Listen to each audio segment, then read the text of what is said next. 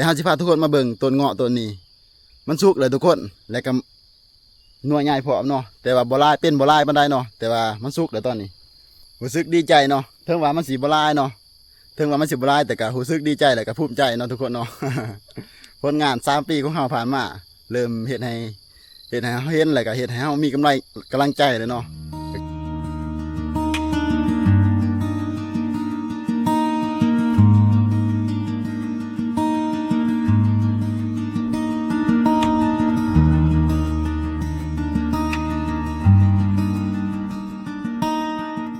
สบายดีทุกคนมื้อนี้เฮาออกมาสวนเฮาสิพาทุกคนมาเลาะเบิ่งสวนเนาะก็คือเฮาสิมาเลาะเบิ่งมันที่ว่าเฮาปลูกเนาะแล้วก็ต้นมะเงาะในสวนเนาะ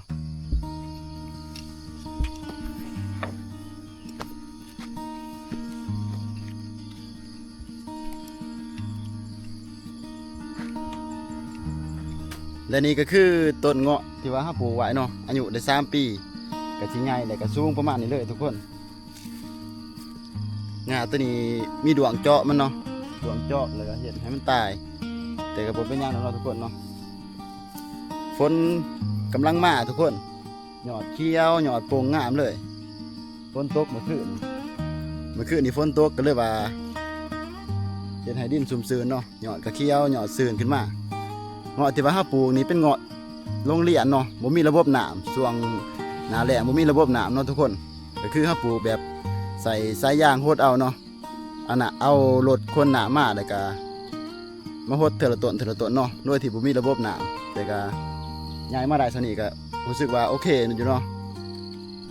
เฮาก็เฮ็ดไปเนาะทุกคนเนาะตามงบที่ว่าเฮามีก็คือเฮ็ดไปซ้ำเฮาเฮ็ดได้แล้วก็ศึกษาไปนำเฮ็ดไปนำเท่าน้อยทุกคนนี่ก็เป็นอีกต้นที่ว่า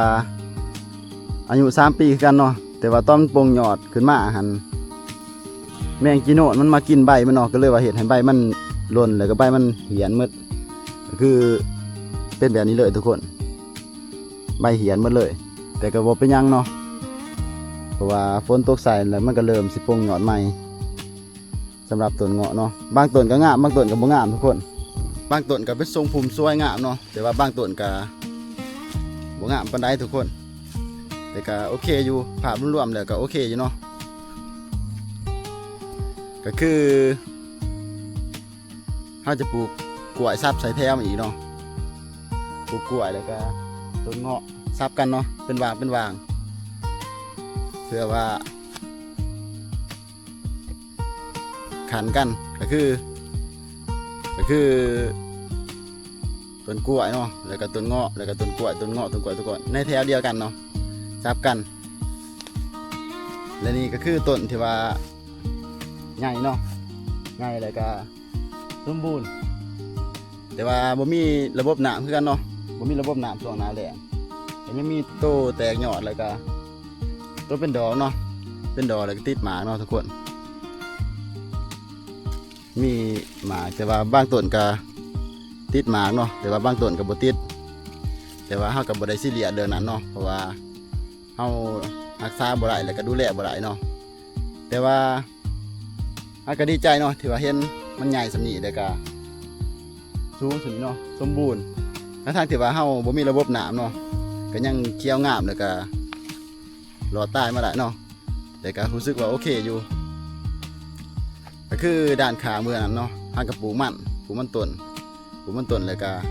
แบบนี้เฮาก็ปลูกมะเงาะเนาะก็คือปลูกมะเงาะแล้วก็ปลูกกล้วยเนาะนี่ก็เป็นต้นมะเงาะแบบนี้ก็ไถปลูกมันต้นไทรเพื่อว่าเฮาจังสิมีรายได้เนาะในขณะที่ว่ารอถามะเงาะเฮาใหญ่หรือว่ารอถาผลผลิตจากมะเงาะเนาะเฮาก็มีรายได้จากมันต้นก่อนกำลังแตกยอดเขียวงามเลยทุกคน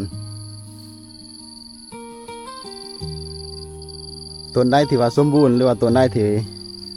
แมงไม้บ่กัดยอดมันก็สวยงามเนาะเพราะว่าช่วงหน้าฝนหรือว่าช่วงเข้าหน้าฝนตกใหม่ๆเนาะมันจะมีแมงไม้มากินใบมันแต่ว่าต้นนี้ช่วงที่ว่าแมงไม้มากินใบมันต้นตัวนี้บ่ทันแตกยอดเนาะทุกคนความใหญ่ของต้นเงาะ3 ปีก็สิประมาณนี้เนาะทุกคนโดยที่ว่าบ่มีระบบน้ำในช่วงหน้าแล้งเนาะก็คือเฮาใส่รถคนน้ำมาแล้วก็ มาฮดเถื่อละต้นเอาเนาะทุกคนเนาะเพราะว่าเฮายังบ่ทันมีงบมาซื้อท่อหรือว่าติดตั้งระบบน้ำเนาะแต่ว่าจังไรก็ตามเนาะเฮาก็รู้สึกดีใจที่ว่าต้นเงาะใหญ่มาได้สำนี้เนาะทั้งที่ว่ามันบ่มีระบบน้ำมันก็รู้สึกว่าใหญ่งามเนาะและก็ตอนนี้กำลังแตกยอดเพราะว่ากำลังเริ่มเข้าสู่หน้าฝนเนาะเฮ็ดให้ดินชุ่มชื้นแต่ก็ต้นไม้ก็เริ่มแทงยอดเนาะก็โอเคอยู่ทุกคนต้นเงาะด้านล่างนี่เนาะทุกคนเนาะส่วนที่ว่ามันเป็นดอกมันก็เป็นดอกลายอยู่เนาะทุกคนเนาะแต่ว่าส่วนที่ว่ามันเป็นดอกเฮาให้หน้ามันบ่ได้หรือว่าให้โหดหน้ามันบ่ได้เนาะทุกคนเนาะก็เลยว่าเฮ็ดให้ดอกมันหล่นแต่ว่าตอนนี้มันก็โป่งยอดใหม่แล้วเนาะทุกคนโป่งยอดใหม่และมันมีบางผัวเนาะทุกคนเนาะบางผัวที่ว่ามันติดหมากเนาะแต่ว่ามันก็หล่นถิ่มลายแต่ว่ามันมีหมากที่ว่ามันลงเรืออยู่เนาะตอนนี้เริ่มสุกเลยเนาะเรื่องเลยเฮาสิถ่ายให้ทุกคนเบิ่งเนาะต้นเงาะอายุ3 ปี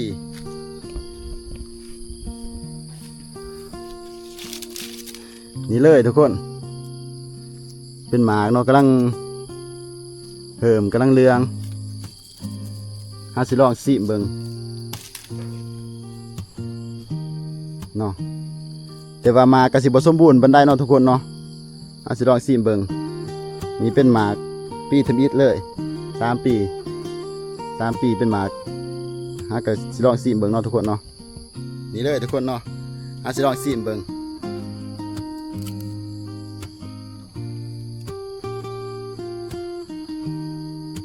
เนี่ยก็ใช้เลยเนาะตามสังเกตเบิ่งนี่ก็คือสิหวานอยู่เนาะแต่ว่าหมากบ่ทันตึงบ่ได้บ่ทันใหญ่บ่ได้เนาะ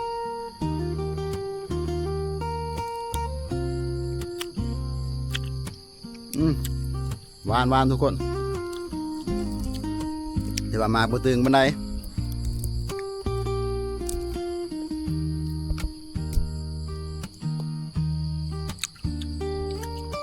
หวานอยู่แสบอยู่ทุกคนและตัวนี้ก็เช่นเดียวกันทุกคนช่วงมันเป็นดอกมันก็ดอกมันหล่นลายเนาะทุกคนเนาะเป็นหมากอยู่แต่ว่ายามแดดเฮาหายหน้ามันบ่ได้เนาะก็เลยเห็นให้มันหล่นแล้วก็บ่มีหมากเนาะหมากที่ว่ามันเป็นผัวก็หล่นที่หมดเหลือดำหมาก2 หมากทุกคนและเฮาสิพาทุกคนมาเบิ่งต้นเงาะต้นนี้เนาะก็คือบ่คิดเลยว่าเนาะบ่คิดเลยว่ามันสิเกินขาดเนาะจากต้นเงาะต้นตัวนั้นเฮาคิดว่ามันคือสิใหญ่แล้วก็เริ่มสุกแต่ว่ามันยังบ่ทันสุกเนาะแต่เฮาสิพาทุกคนมาเบิ่งต้นเงาะต้นนี้มันสุกเลยทุกคนแล้วก็หน่วยใหญ่พร้อมเนาะแต่ว่าบ่ลายปานใดเนาะแต่ว่ามันสุกเลยตอนนี้นี่เลยทุกคนนี่แดงเนาะตอนนี้สุกเลยเนาะสุกแล้วลายผัวอยู่ได้ทุกคนด้านเถิงก็มีลายหน่วยอยู่เนาะก็คือต้นตัวนี้ก็อายุ3 ปีคือกันเนาะ3 ปีก็ต้นใหญ่สมควรเนาะแล้วว่ามันมีผัว1 2ผัวที่ว่ามันติดดอกเนาะช่วงมันเป็นดอกแล้วมันติดหมากเนาะแต่ว่ามันก็บ่หล่นก็คือด้านล่างนี่เลยทุกคนรู้สึกดีใจเนาะถึงว่ามันสิบ่ลายเนาะแต่ก็รู้สึกดีใจแล้วก็ภูมิใจเนาะทุกคนเนาะ ผลงาน3 ปีของเฮาผ่านมาเริ่มเฮ็ดให้เฮาเห็นแล้วก็เฮ็ดให้เฮามีกำลังใจเลยเนาะก็คือผ่านมาเฮาเฮ็ดผ่านมาบ่ระบาดผ่านมาถึงว่าเฮาสิบ่ระบาดบ่ดีปานใดเนาะแต่มันก็โอเคอยู่สำหรับเฮาเฮ็ดผ่านมาเต็มที่เฮาก็เต็มที่กับมันเนาะนี่คือปีแรกที่ว่ามันเป็นหมากเนาะเป็นหมากแล้วก็สุกเริ่มสุกแล้วทุกคนเฮาสิพาเลาะเบิ่งอ้อมๆต้นมันเนาะนี่เบื่อนี้ก็มีอยู่ทุกคนแต่ว่าตัวนี้บ่ทันสุกเนาะเป็นหมากอยู่แต่ว่าบ่ทันสุกตัวนี้บรรยากาศในสวนก็สิประมาณนี้เลยทุกคนเนาะก็คือเอาปลูกมันต้นสะน้ำแล้วก็ปลูกมะเงาะเนาะผสมผสานกันแล้วก็ปนกันเนาะทุกคนเนาะก็คือมะเงาะเฮานี่ก็มันก็ใช้เวลาหลายปีกว่ามันสิใหญ่เนาะแต่ว่าเฮาต้องหารายได้โดยการปลูกมันต้นใส่แล้วก็มีรายได้จากมันต้นเนาะหลังจากที่ว่าต้นเงาะใหญ่สมบูรณ์แล้วเฮาจังสิเซาปลูกมันใส่เนาะทุกคนเนาะส่วนว่ามะเงาะเฮาก็สิบำรุง ต้นปกติเนาะตามปกติและนี่ก็คือต้นที่ว่าเป็นหมากเนาะทุกคนเนาะเป็นหมากแล้วก็ถือว่าสมบูรณ์เนาะสมบูรณ์หลายเติบหมากมันก็บ่โดนเนาะช่วงหน้าแล้งหมากปีแรกมันอาจจะบ่สมบูรณ์แล้วก็บ่งามปานใดเนาะแต่ว่าเฮาก็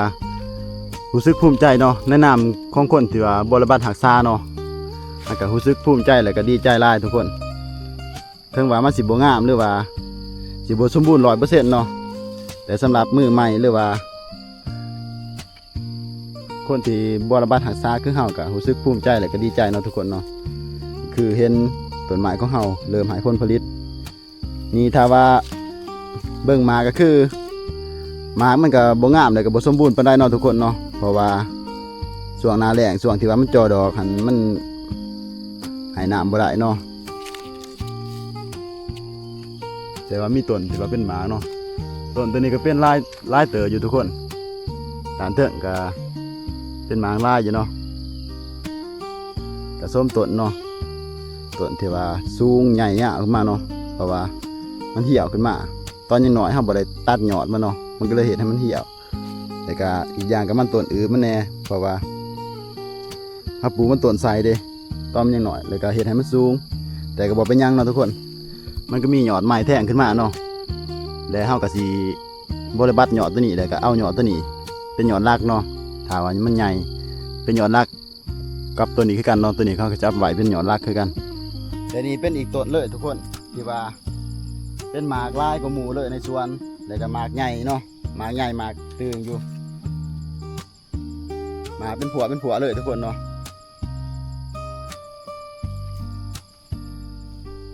แต่ว่าบ่ทันสุกเนาะทุกคนแต่ว่าบ่ทันสุกเนาะอาจสิลองซีมาก่อนซีหมากดิบเนาะแต่ว่ารู้สึกว่า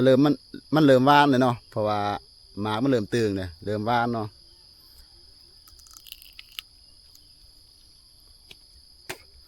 ไหนว่าท่านตึงทุกคนสีนว่าท่านลายแต่ว่าเอาอยากลองสีนเบิ่ง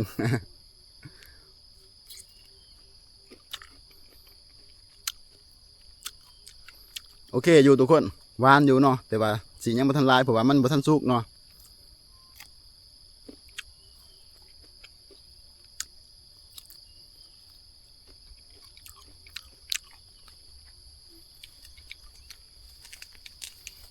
ต้นตัวนี้เป็นต้น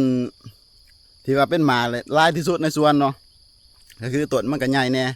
ต้นมันใหญ่เลยกับต้นมันสมบูรณ์ทุกคนเพราะว่าส่วงที่ว่ามันเป็นดอกมันมีพายุเขาเนาะเลยว่าเห็นให้ฝนตกเลยก็เห็นให้ดอกมันซื่นแต่ก็มันติดผลดีเนาะทุกคนเนาะ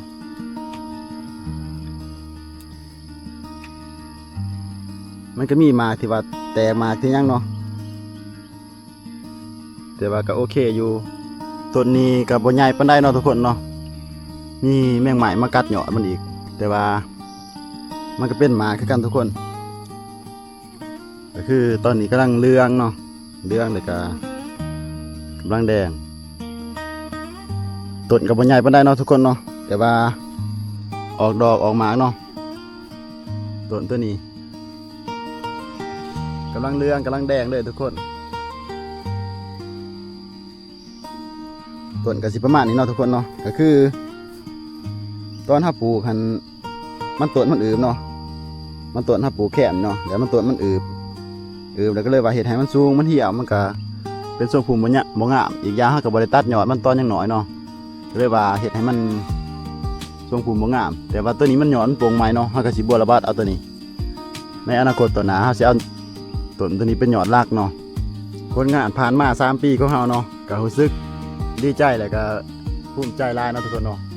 คือเห็นผลงานของเขาแต่ว่าปีนี้ก็เป็นหมากบ่ทันหลายดอกทุกคนแต่ว่ามันมีเฉพาะแต่บางต้นเท่านั้นเนาะ3-4 ต้นจาก100 ต้นเนาะเป็นที่ว่ามันเป็นหมากก็คือตัวนี้ทุกคนตัวนี้ก็ใหญ่แล้วก็สูงเนาะใหญ่สูงสมบูรณ์อยู่ทุกคนเนาะแต่ว่าบ่ทันเป็นหมากเป็นอยู่แต่ว่าบ่หลายทุกคนมันต้นปีนี้ก็บ่งามปานใดทุกคนเพราะว่าลำมันทำบ่งามเอามาปลูกแล้วมันตายเนาะทุกคนเนาะคือมันตายหลายลำมันต้นเนาะแต่ว่าก็เกิดหลายอยู่ในสวนนี้นอกจากต้นเงาะแล้วก็ยังมี ต้นกล้วยแล้วก็ต้นมะพร้าวเนาะแต่ว่าเฮาบ่ได้ปลูกหลายมะพร้าวเฮาบ่ได้ปลูกหลายอาจจะเป็นแต่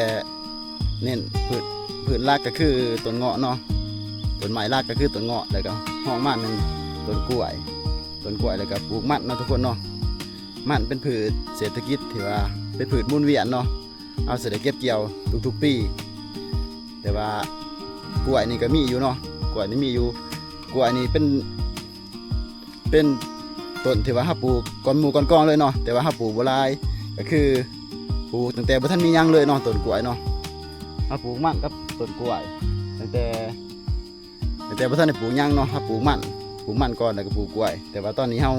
เอามะเงาะมาปลูกเนาะหลังจากที่ฝนตกเมื่อคืนนี้เนาะเฮาก็เลยว่าได้ออกมาเลาะเบิ่งสวนว่าต้นเงาะของเฮาสิเป็นจะได้แน่สิงามบ่หรือขี้หลายบ่เพราะว่าฝนตกดินมันชื้นเนาะก็รู้สึกว่าโอเคเนาะแต่เฮาก็สิหาต้นใหม่แนวอื่นมาลงปนกันเนาะหลายอย่างหลายแนวเนาะผสมผสานกันไป